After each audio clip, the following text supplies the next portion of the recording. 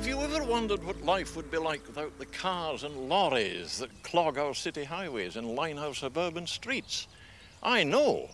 I was born into the closing years of the horse age.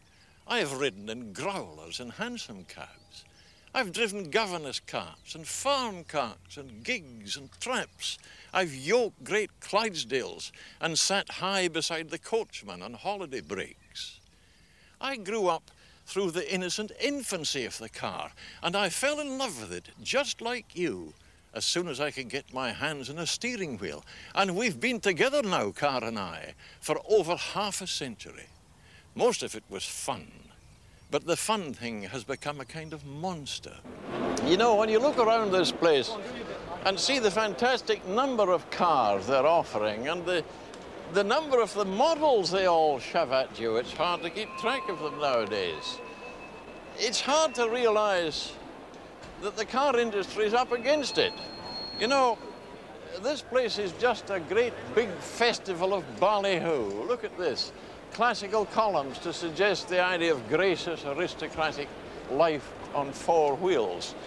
But there's one thing that does stupefy me, although I'm used to the Earl's Court extravaganza, and that's this. At a time when the average motorist is more concerned probably about petrol consumption than anything else, there's not a word about it on any stand I've seen, and damn little in any of the brochures I've read. I think it's time somebody took the car boys into a quiet corner and explained the facts of motoring life to them. Everywhere, gleaming invitations to envy and dreams. But for most of us motorists now, dreams have gone sour. Have a look at this. A reproduction of a vintage car. Outside, inside, of course, it's Ultra 1974. Have a look at it. Drink it all in. Did you ever see lamps like that, or a radiator to come anywhere near that one? Say, 12 miles to the gallon. How's that for fuel conservation? Fuel? Must it always be petrol? No hope in steam, electricity? I asked British Leyland's Lord Stokes. Well, first of all, electric is, we've got electric cars. I've driven an electric car in London for some time. You make it?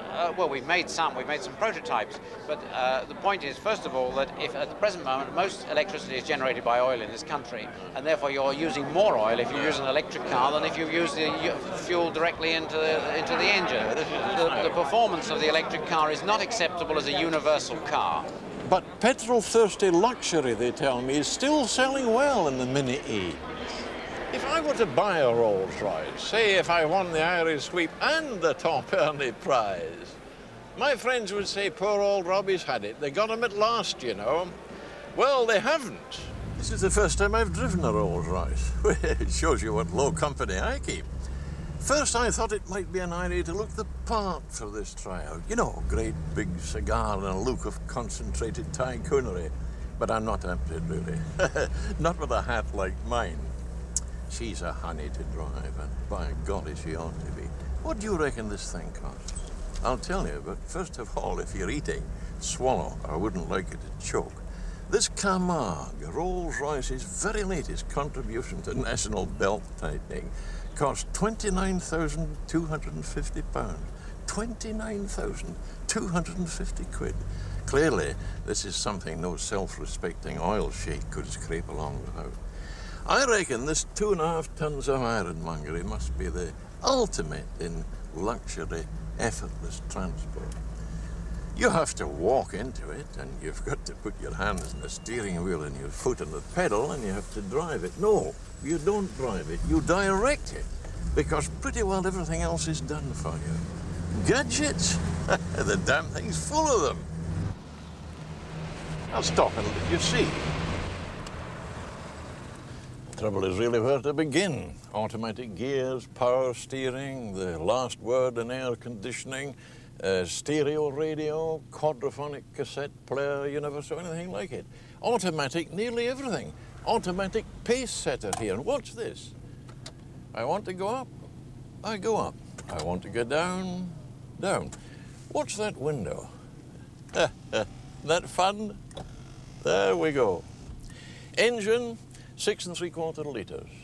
This car drinks petrol at about 14 miles to the gallon. A tank full, 23 gallons, would cost you £17 roughly. And this thirsty monster pays just the same excise tax as the smallest car in the road. Some of us thought they might have taxed according to engine capacity. Well, they will one day, I guess, whatever government's in power. That's to say, if you can talk about governments and power these days. Well, here goes.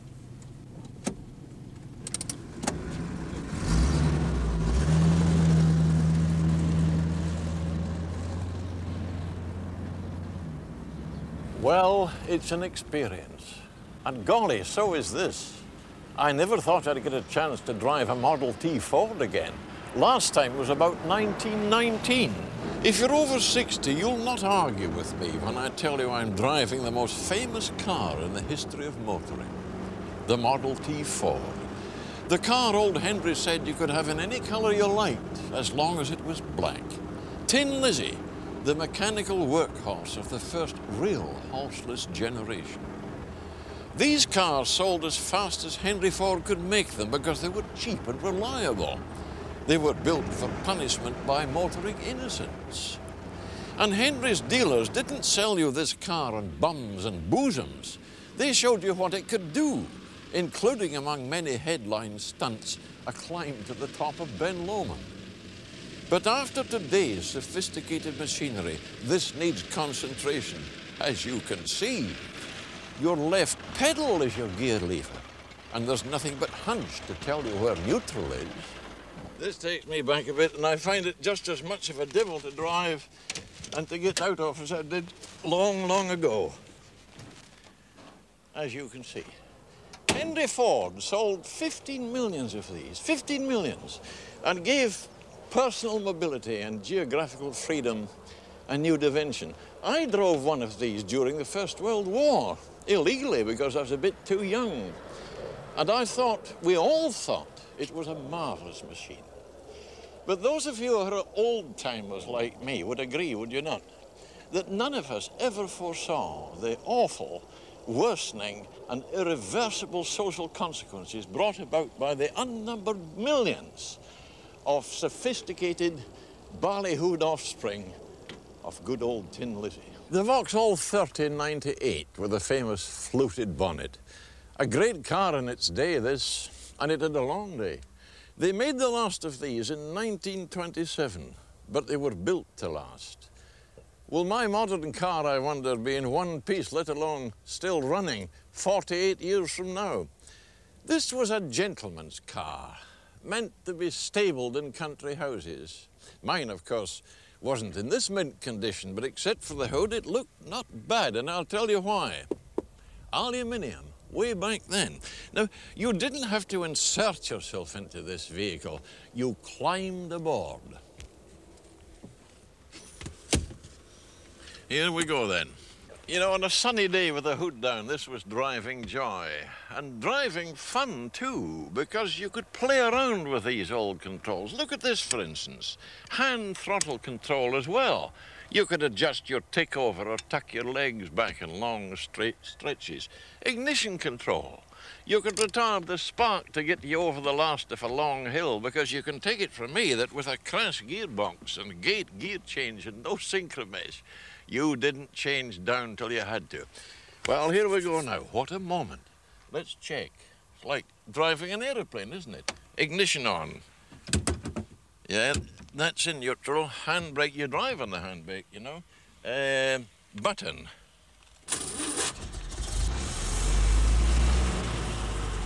Listen to that marvelous engine. Never let me down. And way back in 1921, Vauxhall were guaranteeing 100 miles per hour with this. You know, if you've any feeling for cars at all, she's a beauty, isn't she?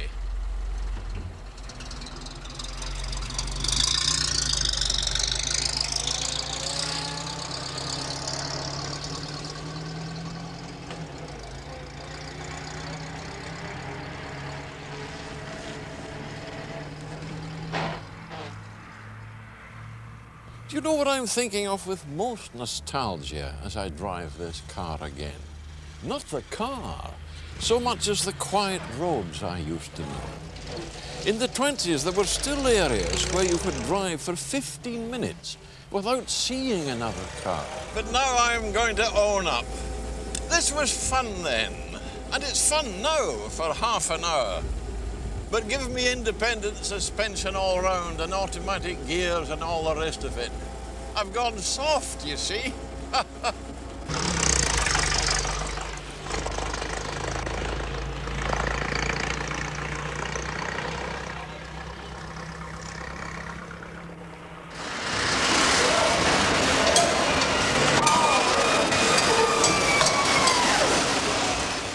Yes, I've gone soft.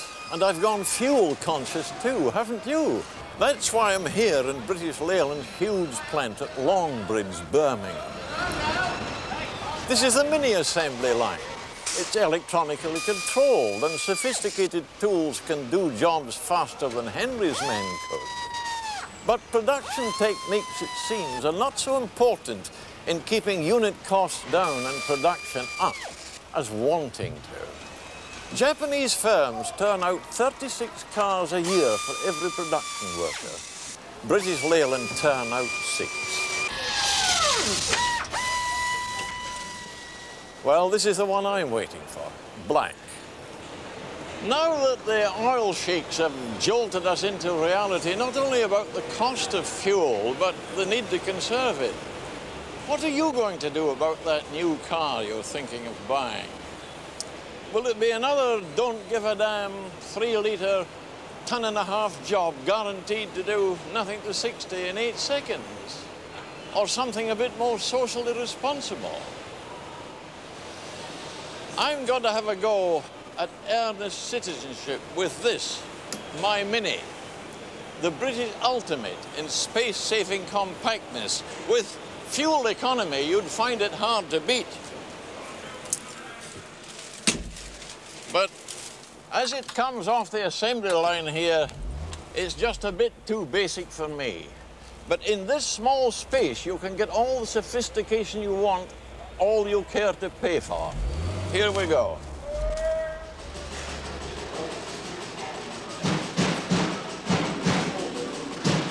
Now the Mini, just put together, is going to be taken apart again in this London workshop.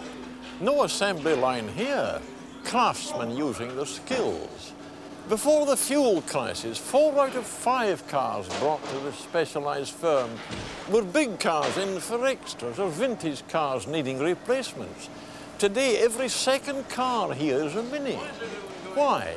It can't be the cost of petrol, because you can spend a lot of money here sophisticating a basic Mini.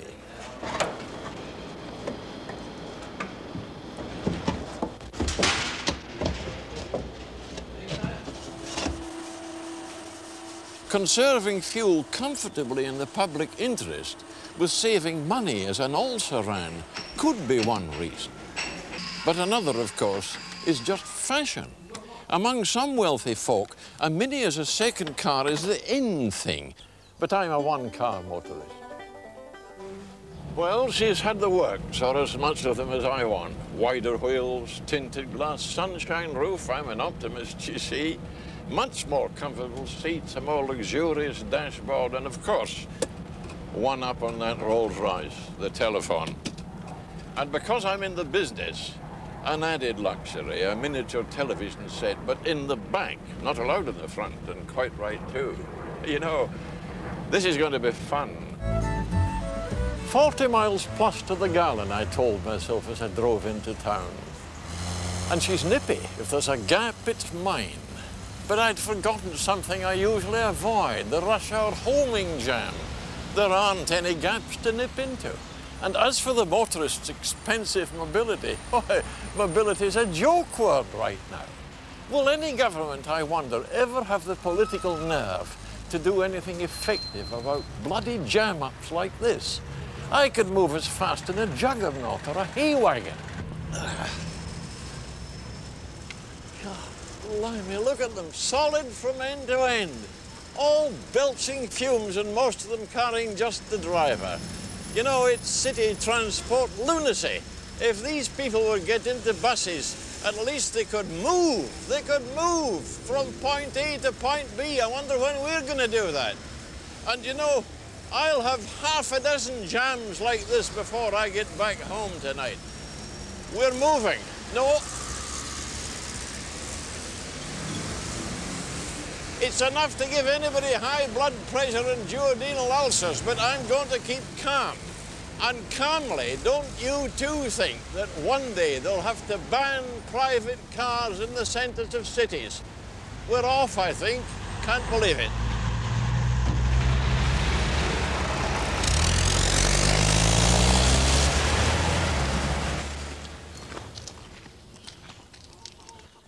No wonder rural peace has drawn commuting refugees from city noise and congestion and pollution. After concrete canyons through skyscraping blocks, this human-scale, quiet, timeless scene is a city dweller's dream. This could be too if you plug your ears and choose your viewpoint.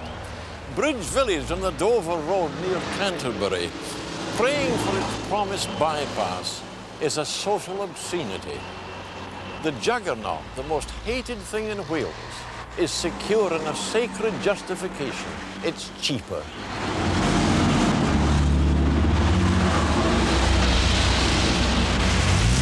And if you think Bridge Village is an obscenity, how do you rank this in the scale of social affront? At Elton, the London end of the same highway, the road's a river of juggernauts and lorries roaring and grinding their way to the Medway ports and Dover. If I hadn't seen it, I wouldn't have believed that this could be allowed to happen in community. To hell with people, this says. How'd you like to live in this road?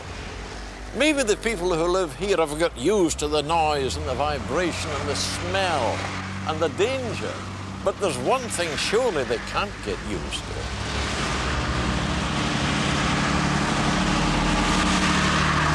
If I say traffic pollution, what do you think of?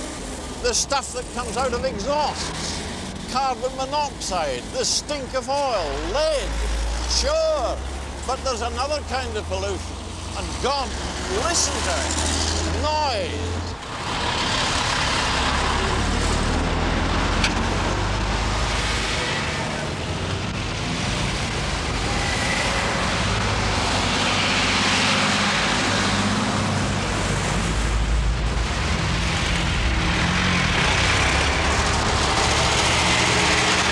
The engineers have done a marvellous job for the internal combustion engine. Look at this lot. Why the devil didn't they devote the same effort and genius to developing to the same level of efficiency quiet steam or electric vehicles?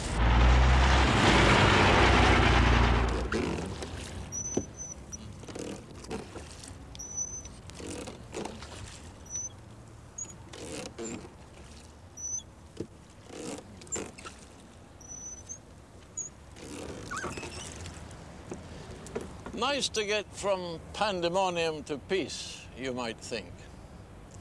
And here's a thought. Have you got a car? If you haven't, you're in plenty of company, because more than half the people in this country haven't got one. And just look what they've got to put up with.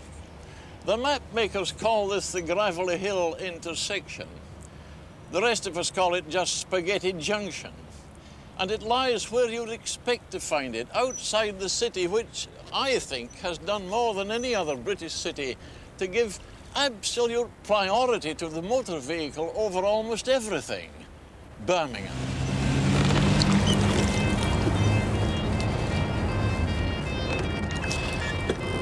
If you're a civil engineer, this place would lift your heart up.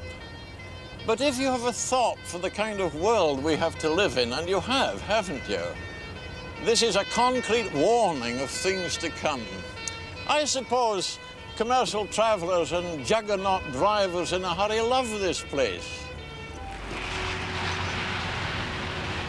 If you could put together the motorways we've built in the last 10 years, they'd cover an area as big as Oxfordshire.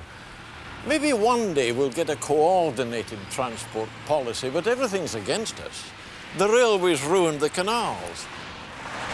Cars and lorries and buses have ruined the railways, strangled cities, and located homes and factories on roads.